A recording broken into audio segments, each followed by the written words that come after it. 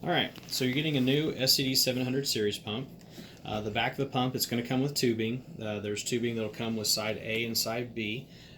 Both tubings do not have to be connected for the pump to run. It can actually work just off one set of tubing for patients that are amputees and things like that. But it's basically tubing for a leg and a foot, leg and a foot. The tubing itself, once you connect them with sleeves, what we're looking for on the connection is we're looking for that arrow to arrow. Those are not lined up, so it won't connect. We're looking for that arrow to arrow connection. It does have a breakaway design in the connection, so if your patient does forget about disconnecting the pumps and they get up and walk to the bathroom or something, it will pop off to kind of help with that tripping. Once you connect the sleeves, so here's what your sleeves are going to look like. When you open the sleeves up, it's going to have ankle printed on the bottom so that way you don't put them on upside down on accident. There are 3 chambers, a bottom, a middle, and a top. It will compress the bottom first, then the middle, then the top. Once you are connected on the sleeves, these sleeves compress 360 degrees. So the sleeves that you have now compress right around the calf muscles, so you kind of get them on snug.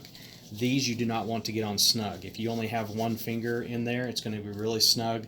It's going to compress 360 and it might be uncomfortable in the patient. What we're looking for is 2 fingers between that patient's leg and the edge of that sleeve. If you can get 3 fingers in there, it's too loose. 2 fingers is perfect. 1 finger, it's going to be a little snug. Once you actually have the sleeves on, connected, we've got that arrow to arrow connection. All you have to do, make sure we're secured with the adjustable bed clamp on the bed rail. All you got to do is hit the power button until it turns on. And once it turns on, it's going to run a test on the A side first.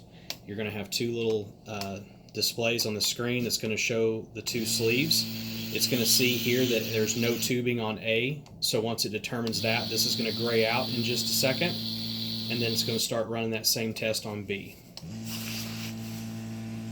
Now it's detected me, and now we're doing our compression on the B side.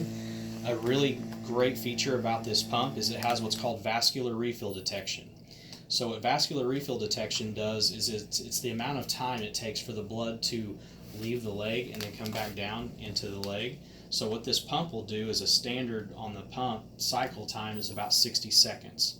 So what it'll do is after the 3rd compression cycle, it's going to leave a little bit of pressure here still in the middle chamber, and this pump is going to calculate how long it takes all that blood to come back into my leg. For me, I've actually done this at home and I've timed it, and for me, my average vascular refill rate detection rate is about 31 seconds.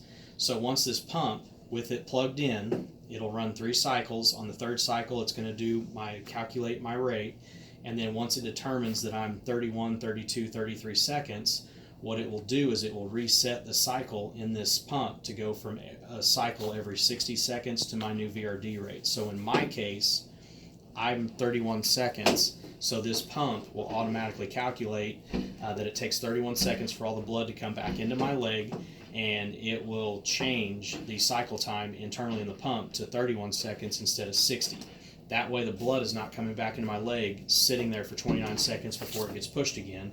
It will cycle every 31 seconds, so the blood comes back into my leg and then pushes right back out.